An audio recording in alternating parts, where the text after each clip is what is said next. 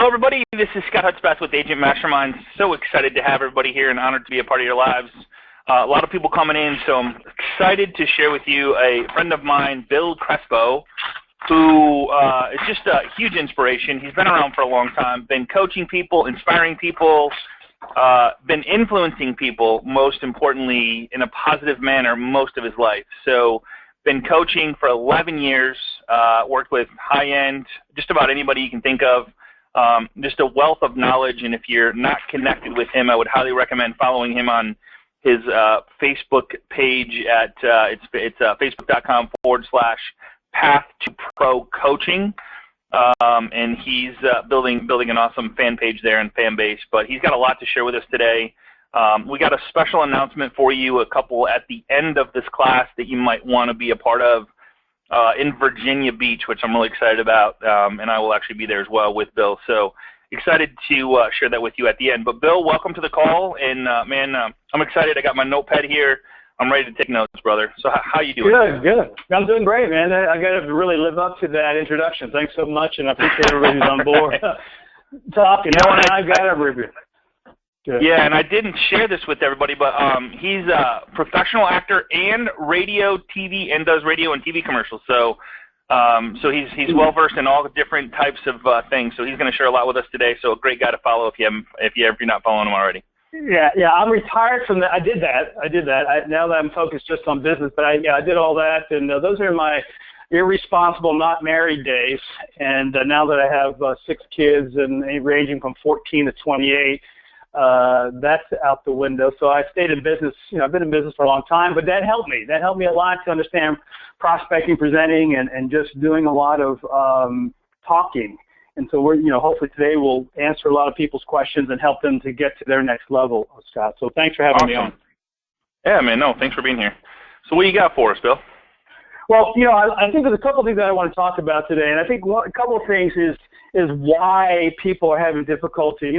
Sales is all about talking, and let me just say a couple of things that, there's a lot of different things we can do to gain business. And one thing since caveman time has been using your mouth. And I say there's 3 tools you got to have in really being good in sales and take it to the next level. And I don't mean to be smart about this, but I want you to understand, with your brain, your mouth, right, and your ears. Brain, mouth, your brain, your ears, that's it. You can make hundreds and hundreds of thousands of dollars. It's the top paying profession in the world, but what happens is we lost the art of being able to perfect that, and I want to talk to you today about how we can perfect that. And then one of the other topics you're going to cover is how to sell without actually feeling like you're selling, which I think is what you just kind of hinted on there in a different way of using what we have a God-given given to us to use as far as communication and collaboration with other people. Yeah, and I think that what's happening here is that the consumer is out-techniquing us. It's really interesting. We need to sound not like salespeople, and that's different in today's method of salesmanship. We got to get away from sounding like salespeople. Why? Because all these scripts are being used over and over and over with people. The consumer now is knowing how to technique back to us. So what I want to offer here and discuss is how not to sound like a salesperson, and there's methods in doing that. So we'll talk a little bit more about that too. Sounds good. Sounds great, actually.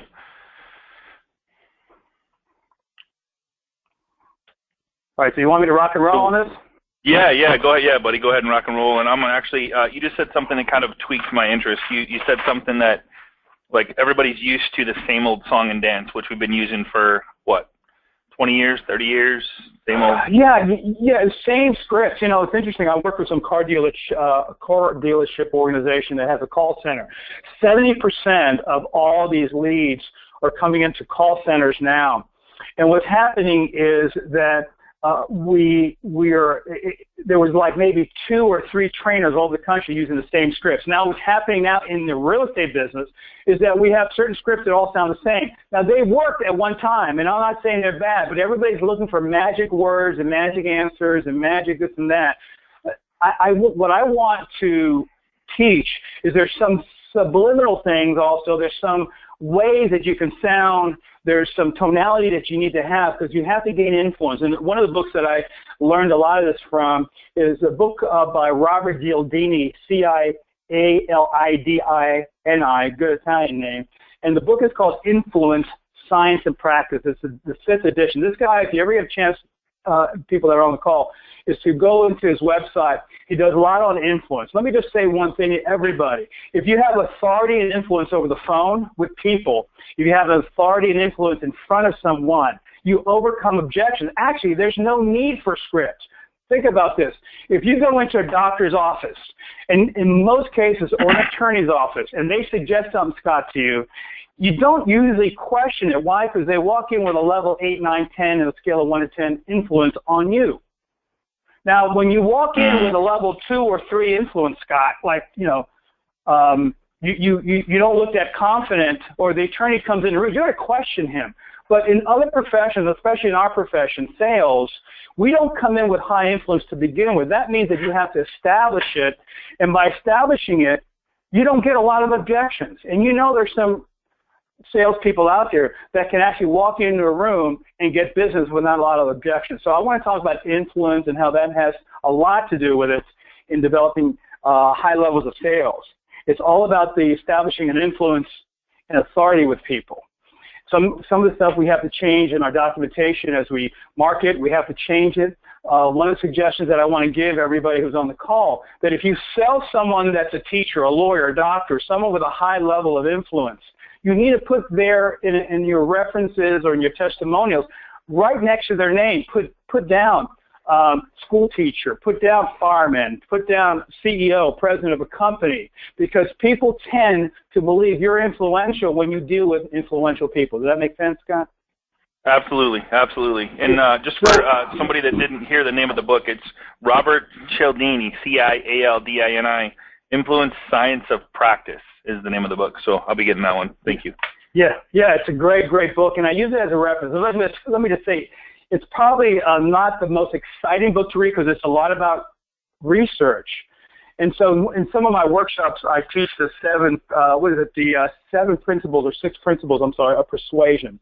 And it's all from that book and how I could use it in my sales. And there's a lot of really interesting things in there because we have to know how to take that whole process. Now, once you learn that, you understand there's more to the scripts now. It's not just how to close them.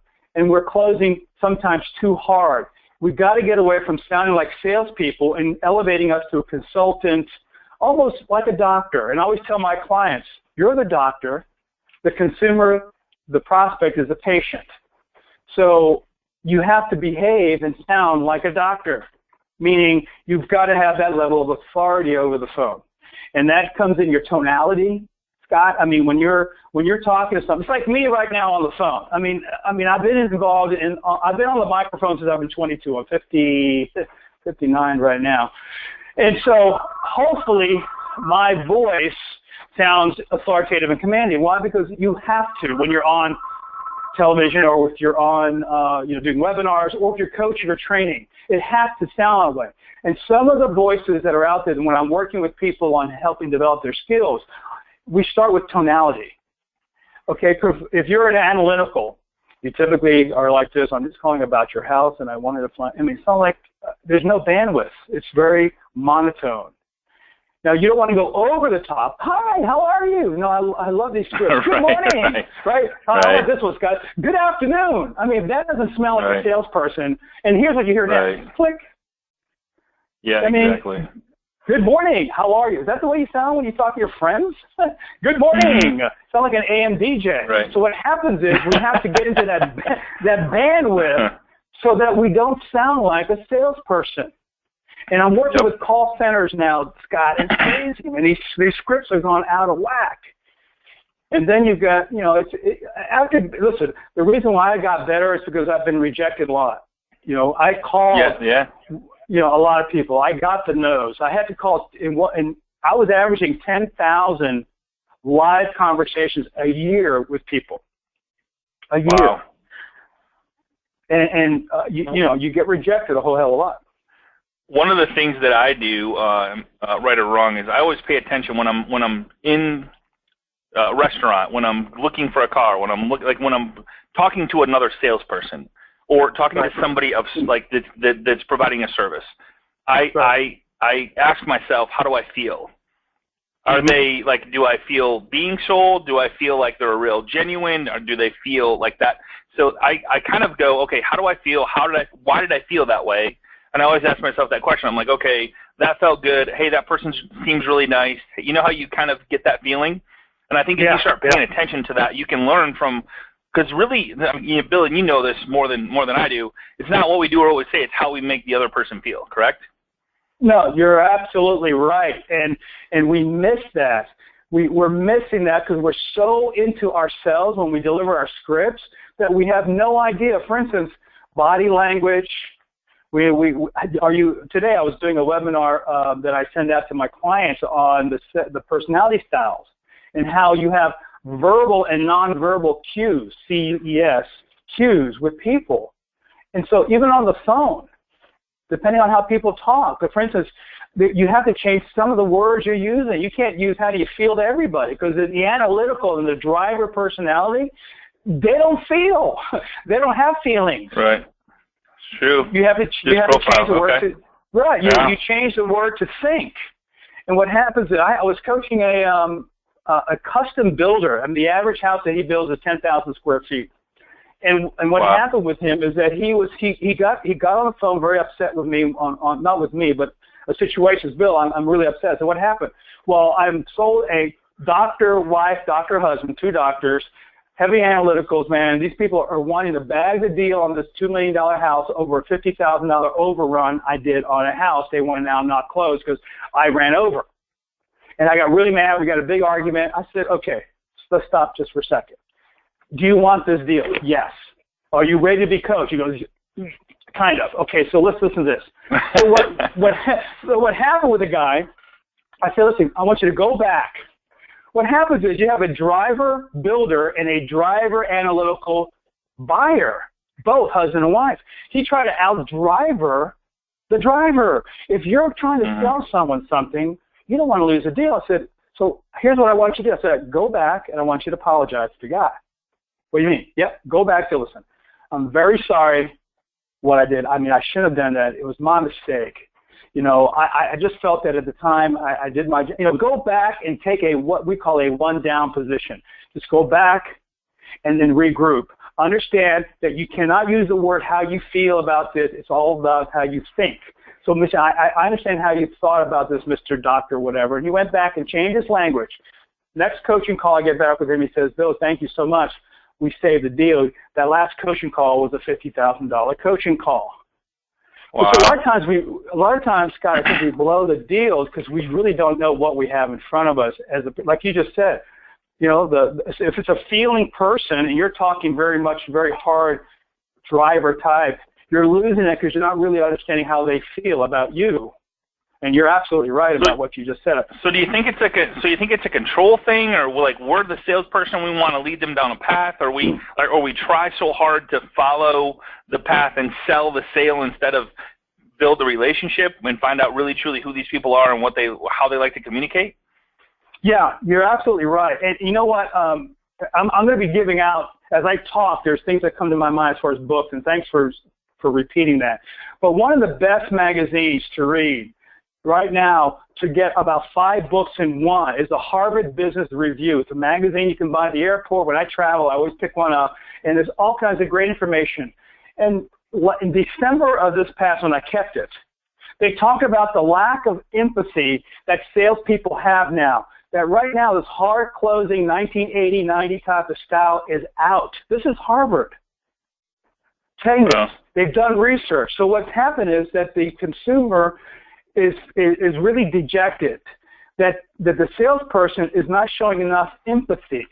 Whether you're selling, I don't care if you're selling software, a car, a house, a mortgage, the salespeople are not being empathetic. In other words, empathy means that you are in their shoes. You understand them. So if you and I were talking, Scott, and I really understood your pain, I said, Scott, I really understand what's happening here with you and your family right now. I mean, this is not just moving. This is a big move for you, a new job, career. You're under a lot of stress. I mean, you got to let people know you know.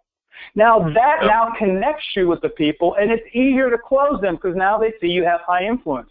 And they said empathy, being empathetic with people can cause you to make more sales, and that needs to be added more into the technique of selling. Isn't that interesting? It's very interesting, and I don't know. I've been lucky in that respect that I've never went towards selling somebody, but more importantly, getting to know them to make sure that one, I was a fit and even wanted to work with them. I've taken that approach the last 4 or 5 years and saying, you know what, maybe I don't even want to work with this person, or maybe I can't help these people exceed their goals, dreams, and desires in the way that they want to, exceed them.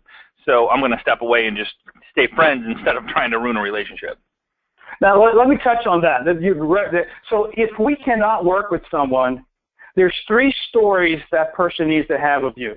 3 stories. Because sometimes you do have to let people go. So there's 3 stories. There's a good story, there's a bad story, and there's no story. And 2 of them are not good. So even if you have to let someone go, you're selling your brand, so you want to still leave on a good note so they can at least say, you know what, I worked with this guy, it didn't work out, but man, what a nice guy, he was very honest. That's what we call a good story. A bad story that you just burn them and say, listen, I'm sorry, I can't help you, man, get the hell out of my life, that's not good. Or no story, you didn't impress them.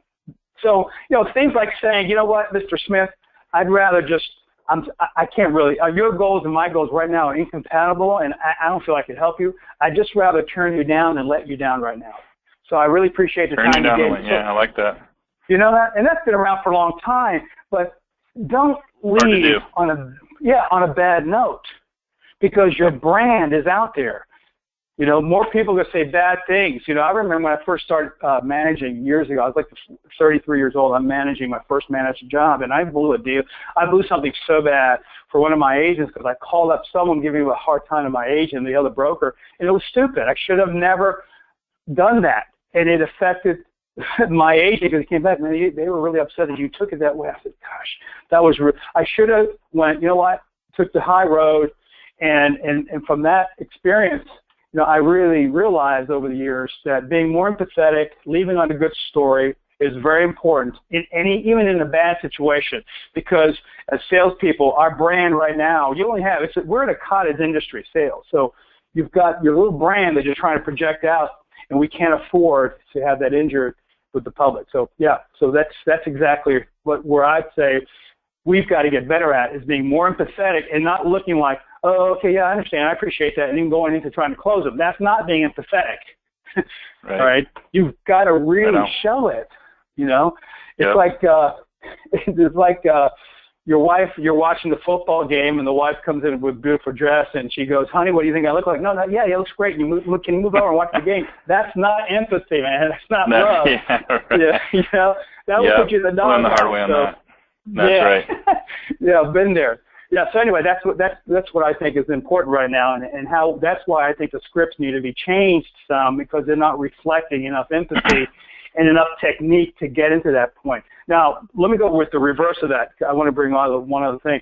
If we get too nice and friendly and too overly gushing, that's bad too, because you lower your level of influence. They don't see you as an authority person. So in other words, you can over-rapport and lose authority. And that's a problem in sales, because sometimes when you have no technique, you just want to be awfully friendly with the people. And when you when you get awfully friendly, you lose authority and you lose influence, and there goes the opportunity to close. That's the other side of it. That makes total sense. Yeah, because so when you really, would you say that's just talking too much? That's what I call it. Well, a lot of people that overdo it. They just talk too much. They don't ever stop. Right? Yeah. Well, that's nerves. Some of it is nerves, and nerves. True. Some of it is the expressive. Like if you're an expressive person, just love on people and hug people and talk. You could over-rapport. You come in and go, gosh, I love your couch, love your drapes, love your kids, love your dog, love your cat, and everything. You love.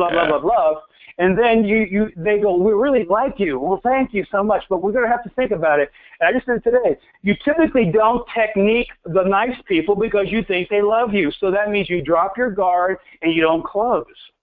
And so in the meantime, you get the call back. Scott, thank you so much. You were just such a nice guy, but we had to go with the other guy. But we want to go back with you if it doesn't work out. How many times that happens? Right. All right, because we're too nice and they didn't see authority, and some other guy or a woman came in with authority and influence and closed the deal, and you get burned. Every personality style you're in front of, you still have to close them, and you still need to move the process forward and not let them, what I call, hypnotize you, because that's what happens. It's like snake charming.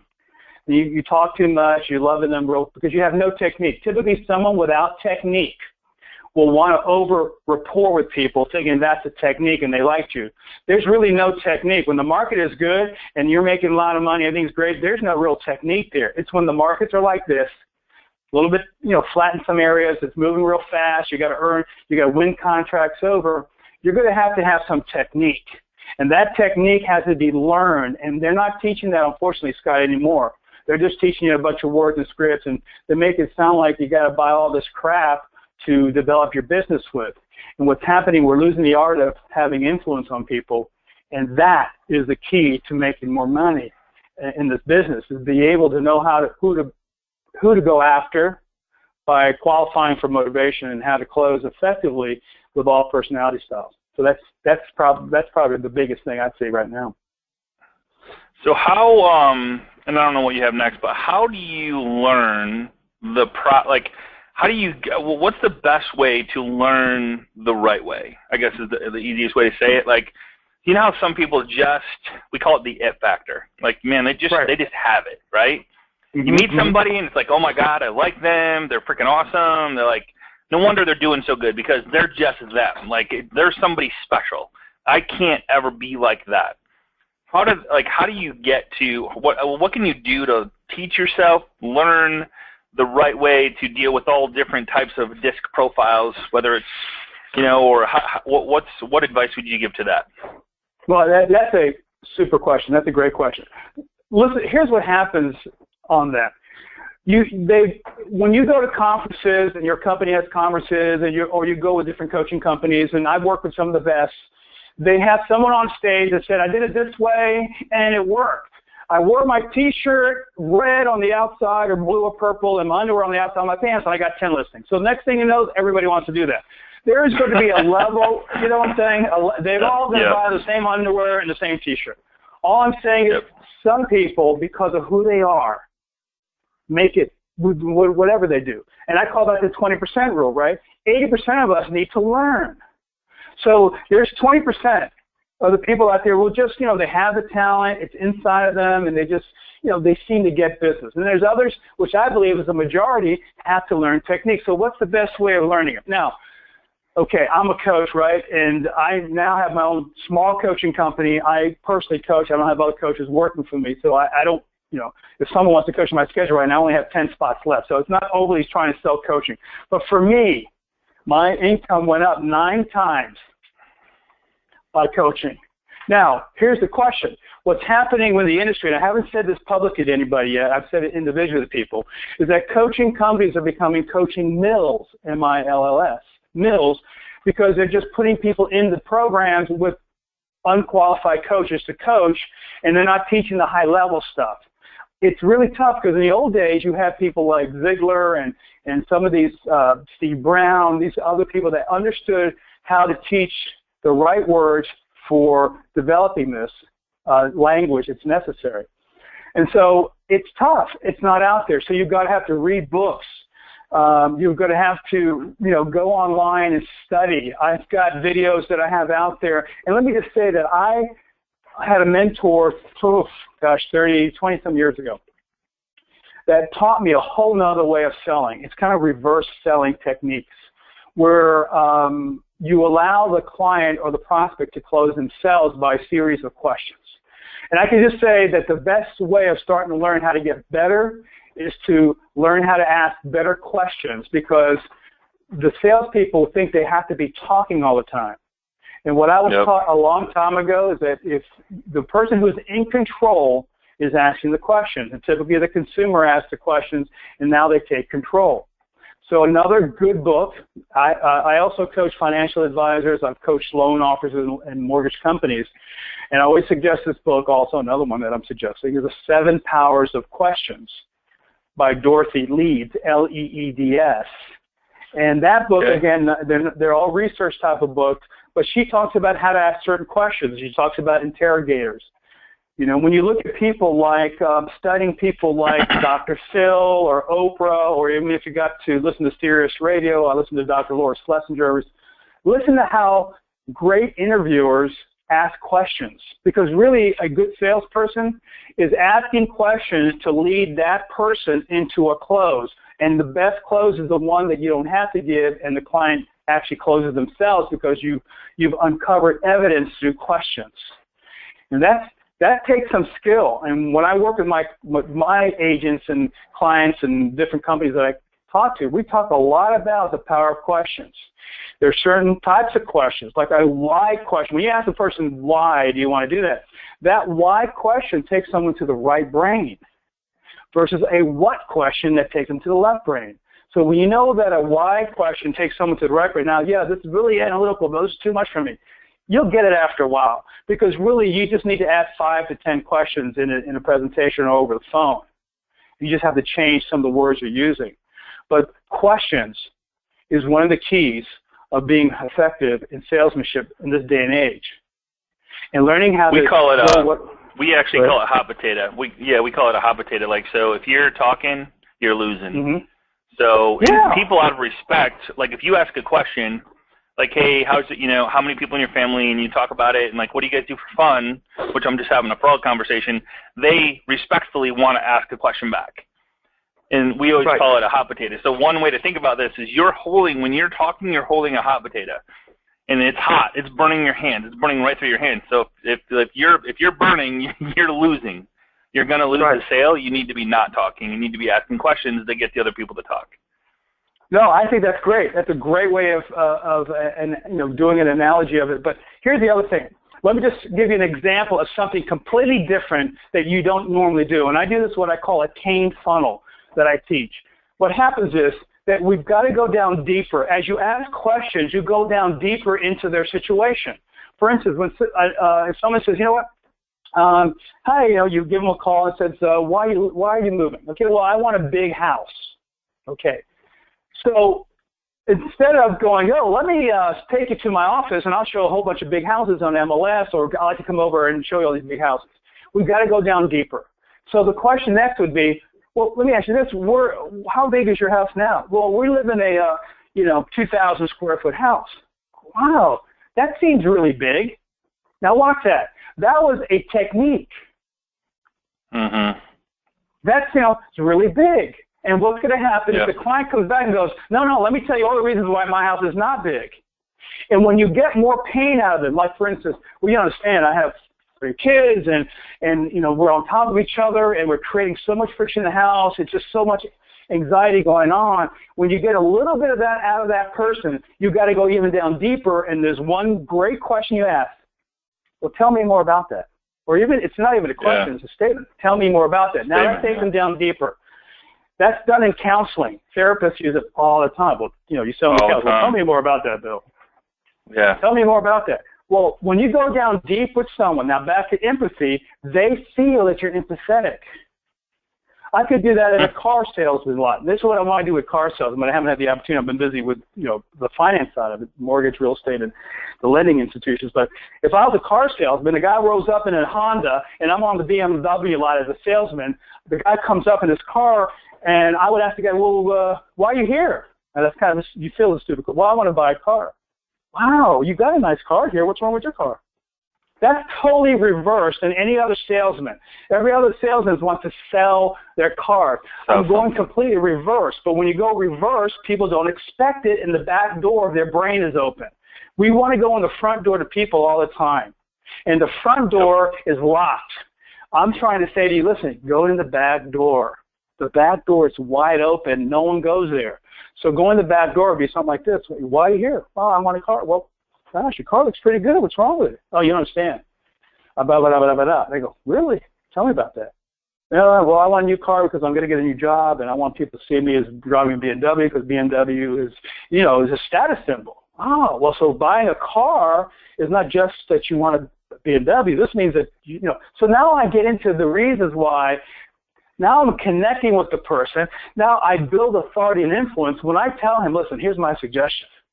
This, this 325 here, or whatever the numbers are right now, is probably going to be the best thing for you right now. So now I'm a consultant. You can do this in any industry. The problem is we're running way too fast. I think you kind of made mention, Scott, is that we're getting too greedy with the money. We're getting commission breath. Yeah. You know? We're going too fast. We try too hard too fast before we have a relationship or really know what the reason is why they want to sell or buy. And like it's amazing if you go deeper, like you say, and ask questions that push away. I mean, like, dude, you nailed it when you said, "Oh my God, you already have a nice car." You literally removed the sales wall and pushed them away. Like, man, like you already have a really nice car, or oh my God, you guys want to sell this house? It's beautiful. And like so, like that, and trust me, when you go to practice this stuff, going back just a little bit about what you said, is one way to learn this is to just do it in practice and go, oops, that didn't work. And it's just one, like if you screw up once, it's okay, but the only way to learn is to try it. But you got to use it all the time.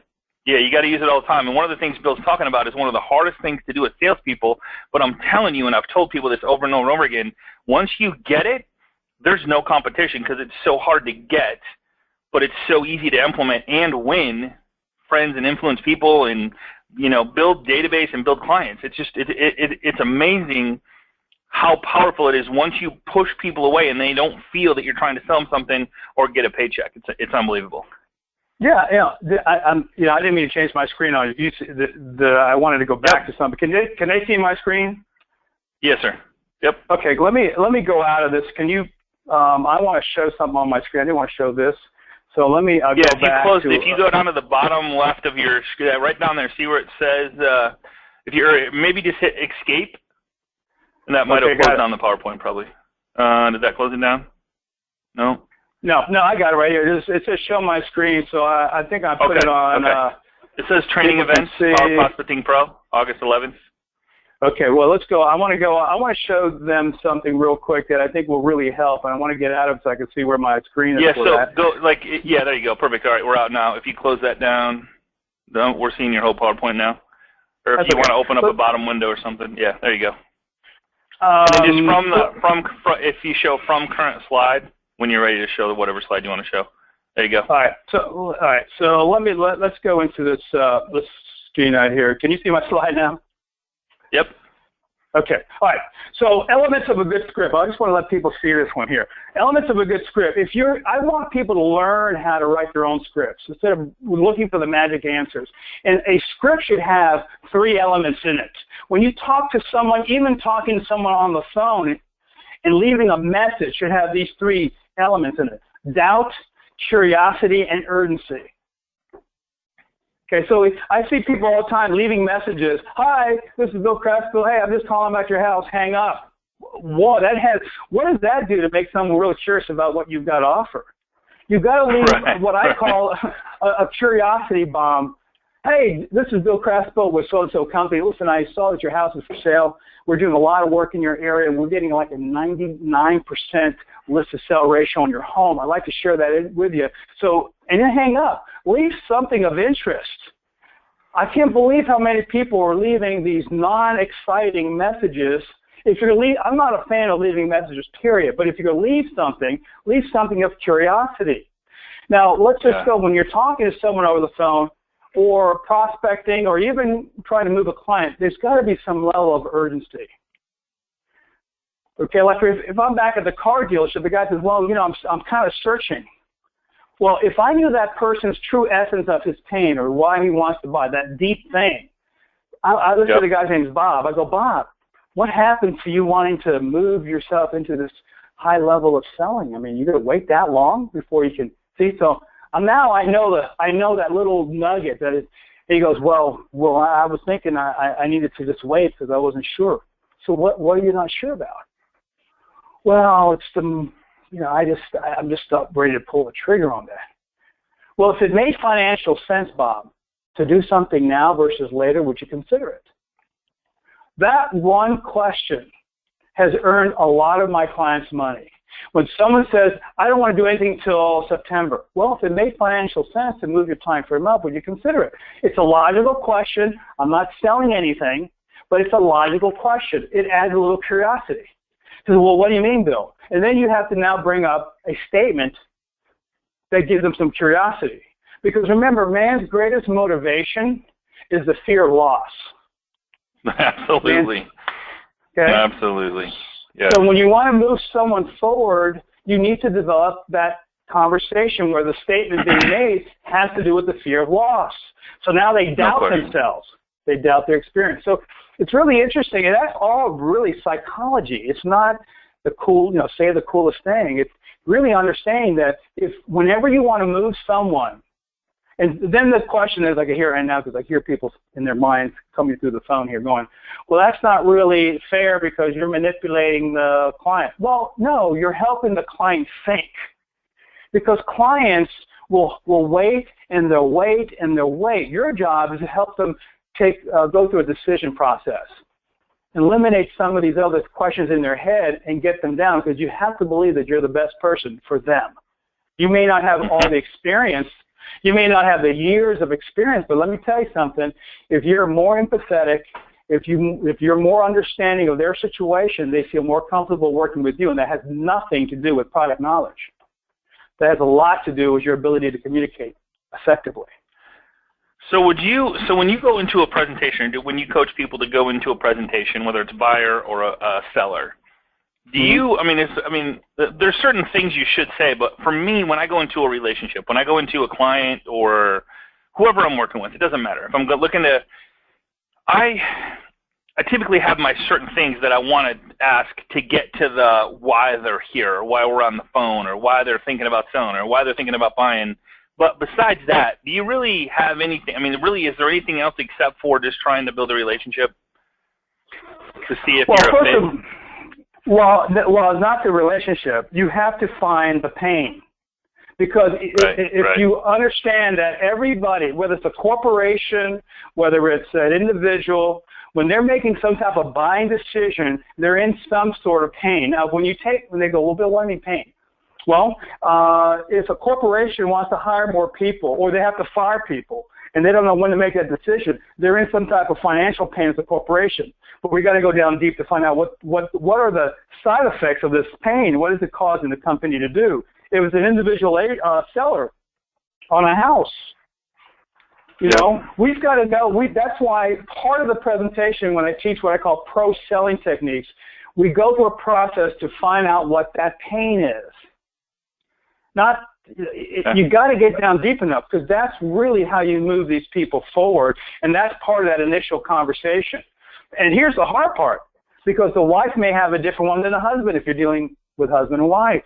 So, and then you have, great point. Watch this. Then you have two different personality styles. So now, he goes, now people are going to freak out, because once you get all of this, you're now talking to the person in their personality style, plus you're getting the pain out of each. The wife has a different view. The husband has a different view. Now, that's what your presentation's all about. Whether you're doing a board meeting. Who's making the decision? Is the pain both, or is the pain one or the other? Right? Because they all have pain. Exactly. Each one of them will have a pain. The thing is, the decision maker is always a tough one, because, when the door's closed and you leave, it could be someone else as you thought. So you never assume anything. That's why Dave Kravitz is like, who is the boss? That's a great question. Who is the boss? Right on. You know who the boss is. And so when you leave, before you leave, by asking the right questions and watching the body language and how the wife cuts off the guy or the guy cuts off the wife and all that stuff, you're absorbing all that in. And I was coaching some financial advisors, and they did a lot with high-end guys and women that had money, and they would have to go into board meetings. And what happens, they did the same analytical presentation, thinking that everybody wants to know everything that's happening with the stock market. But when you're doing a board on a corporation, you have 4 different styles in there. So you have to change your presentation where you're tapping into each style. Same thing if you're going to someone's house. You don't have to change your presentation, but you're also being sensitive enough that if you're too analytical and you have two driver personalities there, they could care less about the analytical stuff. They want to know, can you perform? If you're with someone emotional, an emotional person who is amiable or an expressive person, the expressive person, what's really cool about someone who's like really flamboyant and expressive, they're quick to make decisions. If you don't close them, you lost an opportunity. The analytical is the only personality style that when they say, I need to think it over, you can't corner them. And that's a mistake that salespeople do. They don't determine that it's an analytical, and they pressure them to close, and you're freaking out the analytical. When they say they have to think it over, you got to let them have their space. Because if you try to close them, you're going to lose a sale. How do you end that conversation? Give us an example on like how would you continue that? Say, hey Bill, I got to think about it. I need to sleep on it. I need to how do you continue with that conversation? All right. So I do what I call the scale of 1 to 10 close. So with all the presentations, I don't care who it is, if you don't get the signature at that point, you have to come up with your plan B. Plan B is, well, hey, Scott, first of all, thanks for letting me come out. I really appreciate the opportunity of being here. So let me ask you this. On a scale of 1 to 10, 10, you really feel comfortable with me, you like everything I have to say, and 1, no way. Where do I stand? And are most people going to be honest about that? Well, here's what they do. They go, well, you're good, Bill. I really like it. And they try to put you up. They don't give you a number. So I go back and say, well, got it. I appreciate that, but can you help me here? Am I a 5 or am I a 7? And now I'm an 8. Now watch this. People that typically want you to get out of the house, who are very nice people, will give you a 9 to make you feel good. Well, besides, man, you're a 9, man. You're great. Okay. Then now you got to go to plan C. Well, gosh, first of all, thanks for giving me a 9. I really appreciate that. But I'm a little concerned. They go, well, what are you concerned about? When someone gives me a 9, they typically sign right now. So it's usually one of 3 things why they're not signing. And they go, well, what is it? Well, 1, it may be my marketing you didn't like. 2, maybe it's the price that I set on the home. Or 3, you plan on doing something with someone else. Which one are you? Okay, now watch. If it's none of those 3 things, something will surface. Someone may say, well, to be honest with you, Bill, I am, we are looking at some other agent or something like that. All right, you can never leave an appointment without knowing where you stand. Because what's happening is you put your tail underneath your butt and you walk out, you have no clue. That's what we call mutual mystification. No one has a clue. You don't know if you really got it. They don't know if they really like you. As a professional salesperson, you have to know where you stand in every appointment. You never leave without knowing where you're standing. And so if you just leave without a signature, you better have a technique. Got it. Now, let me go back. So that if they tell you, well, we didn't like the price, it gives you an opportunity to come back around, and the meeting's not over. You can now come back around and address the issue. And if they are interviewing someone else and you didn't know about it, now you've got to come up with a technique, and some of these people just walk away. They go, well, let me ask you this, Mrs. Seller, knowing that you're going to have someone else coming in, and I didn't know that, but that's fine. That just tells me that you're really looking for that right person. I'd like to come back one more time. When's your last appointment with this person? Well, it's going to be Thursday at 3 o'clock. Fantastic. So can I get your commitment I can come back one more time, and we can review notes? You can take a look at what that person's doing. Maybe I might have missed something. Can I get that commitment from you? Well, yeah, great. And then you close for that next appointment, and then you end with this. Also, can I get your commitment that you won't sign anything until we meet one more time? And then at that time, if you feel comfortable with me, you feel confident, no problem, man. Well, then we can go. If not, I'm okay with it because I'm here to help you make a good decision. The decision may be that I may not be the right person, but I like to have that one more opportunity. Fair enough? And so what you just did was block that other agent. And the study in that book, when you read the book Influence, Science, and Practice, when you use the word commitment, people tend to commit. You can't just say, can I come back one more time? That's not, you've got to use the word, can I get your commitment that I can come back one more time? It's the word commitment that's very powerful, used correctly. They've done studies that people over 50, unfortunately, really don't want to not commit when you use the word commit. Under 50, unfortunately, sometimes they do. But the word commitment actually keeps those people in line with you, and you just block that other agent from getting it. It's a cool thing. Makes total sense, man. Total sense. So you're just going a little deeper, and this just takes practice, right? You're not going to walk in and do this overnight. I mean, it's just knowing that this is like. Do you practice on your, like I always tell people to practice on, like when you go for a walk or when you exercise, like practice on your family, practice on your wife, husband, practice these conversations. Give them, think about the objection. It's kind of funny. This is a hilarious story, but a good friend of mine used to practice in the mirror, talking to himself and having the conversations back and forth, and he's amazing at it, like amazing. Yeah. So I think it's just practice. You can't just think, here's what I'm going to say. You can't. You have to say it. You have to go, here's the objection, here's what I say. Here's the, like, almost have a conversation with yourself. And it's amazing. I know it sounds silly, it sounds funny, but I'm telling you, if you hear an objection you don't know what to say, go, all right, write it down and go, man, and then that was a great question. Go back and go, all right, what should I say? Or get some advice, or have your coach tell you, or, work with other people to go, hey, how would you overcome this, and that's how you get better and better and better and better. And you're going to have the top 10 objections, or 50 or whatever it is, like you'll be a slam dunk on all of them, for the most part. You're not going to get you're not going to win 100%, but if you say nothing and go, okay, thanks, if you say, hey, we're going to think about it, and you go, okay, great, well, is it okay if I call you tomorrow? I mean, you don't know where you stand, like you said, so and I'm going to actually implement that into my thing. I don't actually do the 1 to 10 close. I like that. Yeah, and if someone needs that, they can just at the end here they could actually email me, and I'll send them the actual script. So if you're on the call and you want that script, just send them out. And I want to answer anybody's questions if they want to ask questions. But the other thing I want to say to you, to make this also easier, guys, just take your outline with you. I'll make sure that all my clients, when they're at it, for some reason, people they don't want to have notes. In the bottom of my listing presentation when I was an agent, I haven't been active in a while, but when I was an agent, this is probably 6 years ago, I had in there scale of 1 to 10 close. I had all these things that trigger to remind me. So it's okay to have your outline. A pilot has an outline. He has to do his pre-flight. That's an outline on a piece of paper. A doctor, when you go get a physical, has an outline, your chart to go over.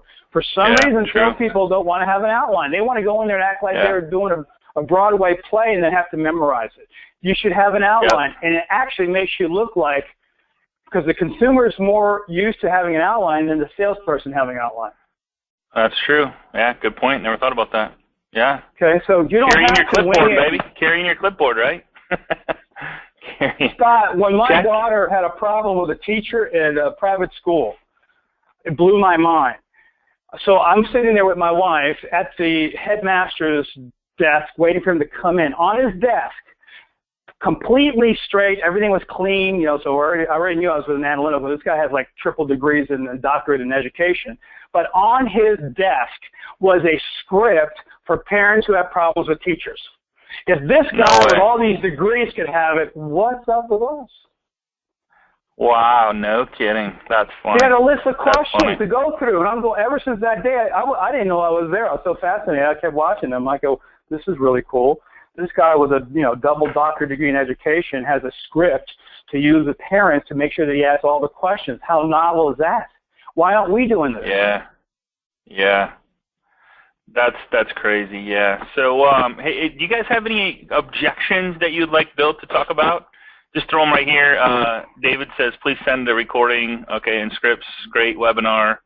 Thank you for that. Please send it. Please give us this. Okay, so Bill, let's do two things. One is you got I don't know if it's a 60-day, 3-month webinar course coming up. Do you want to cover that?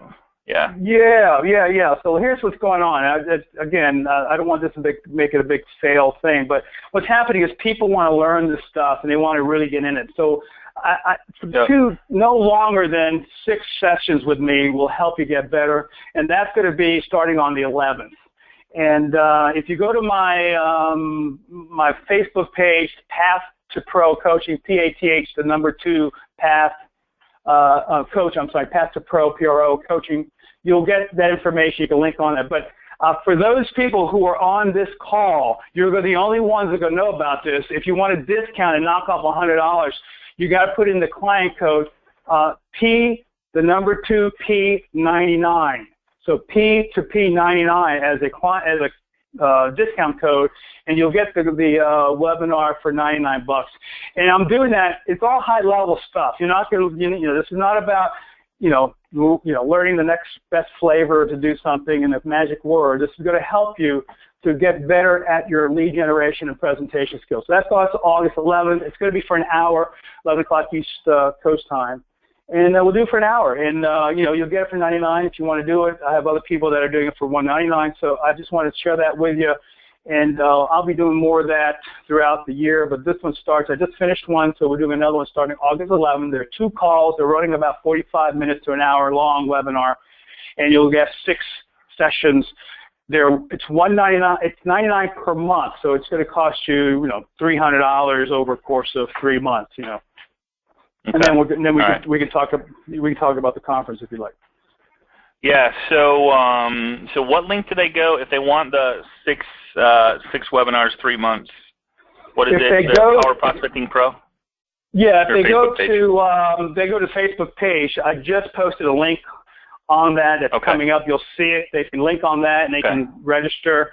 If you have a question, you can go to my email at. There's a couple of them, but the easier one. Then the one I have up there is billcrespo@verizon.net, or you can do BC for Bill Crespo at pathtopro.net. Either one of those, you can ask me questions or get more information about what I'm doing. All right, fastbook.com/path to pro. And that's going to be right there. Which is okay, cool. All right, there you go. PathToProCoaching.com. And then why don't you go back? So there's a number if you have any questions for Bill or want to get a hold of him or want to have a conversation.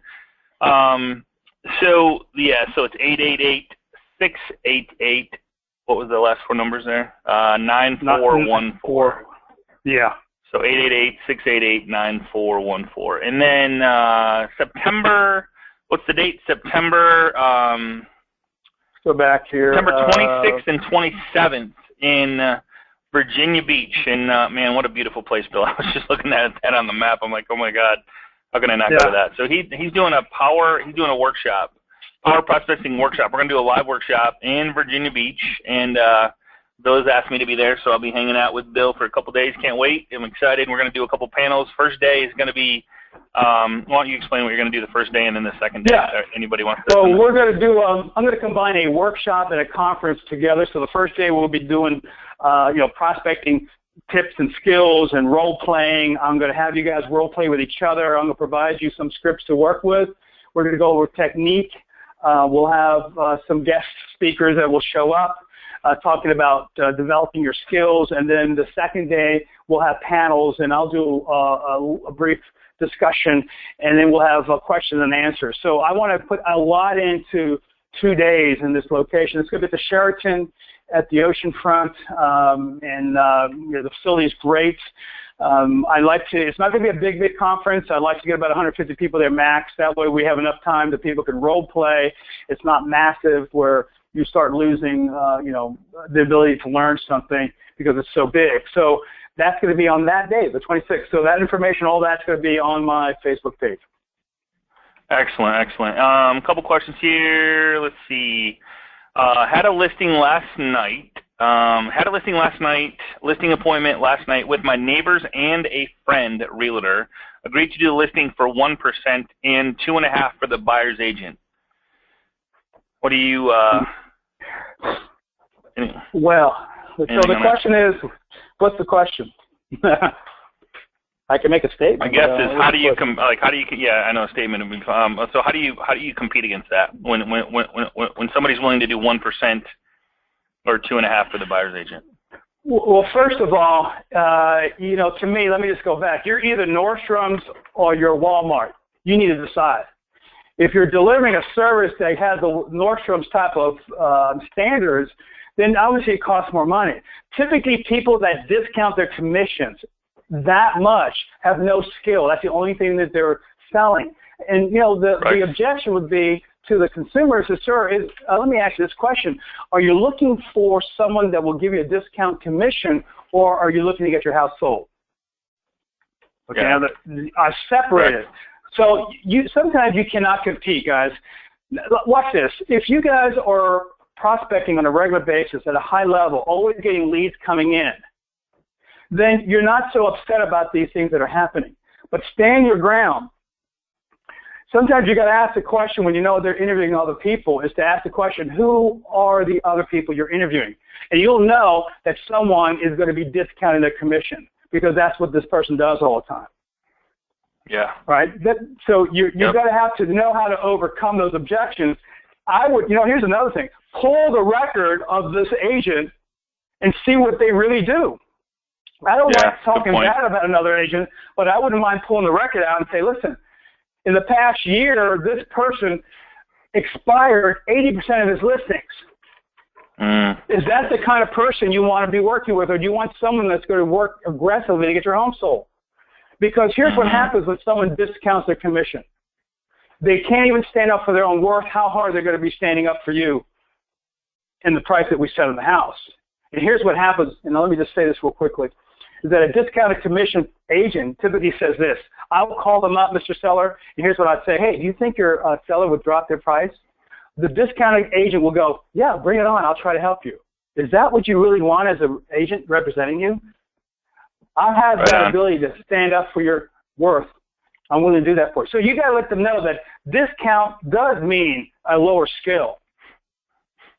And it's tough. Sometimes you lose, guys, but as long as you're filling the pipeline up with additional things, and it doesn't mean that house is going to sell, that will come back at you. That's why you always leave on a good story, because that thing will come back at you. If it sells, it sells. Just move on, man. Don't be attached to the outcome. There you go.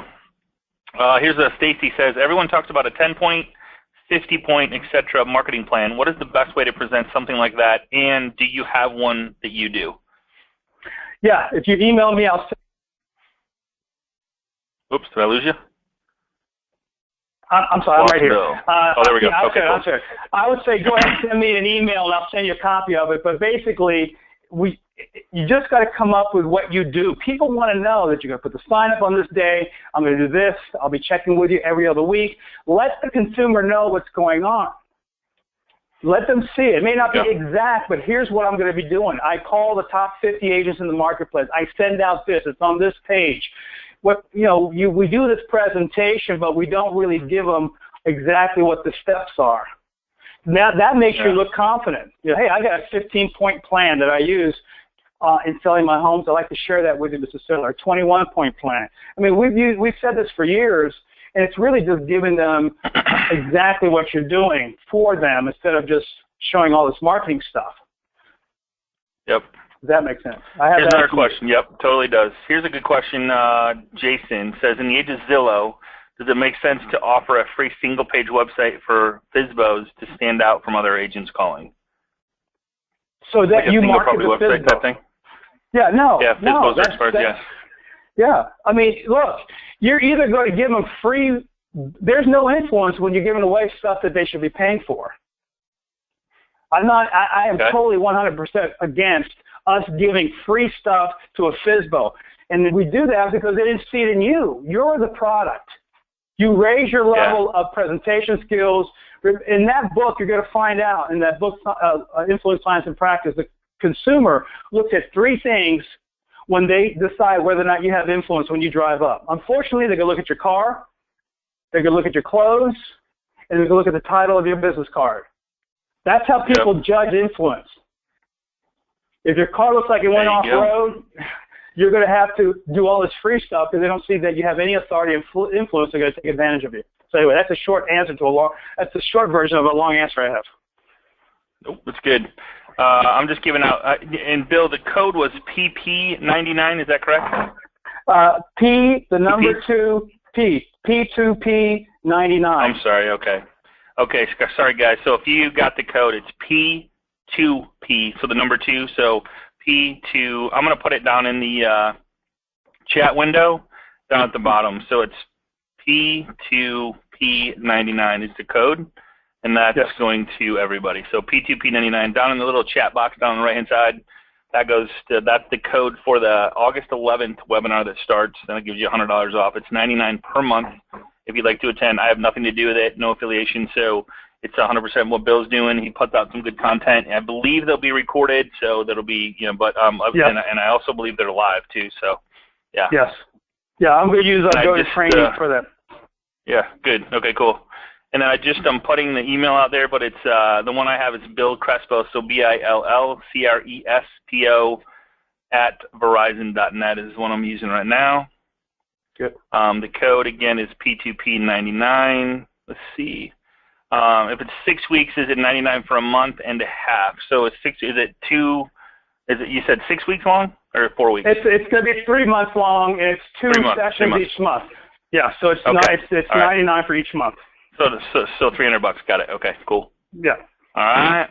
What is the Facebook again? Facebook is facebook.com/path, PATH 2 Pro Coaching. I'm going to put that down in the chat window as well.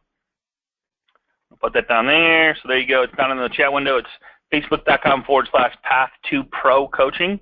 If you click on it, it'll take you right to it and just like it. And then he posted a link to the class as far as Power Pro for the webinar as well.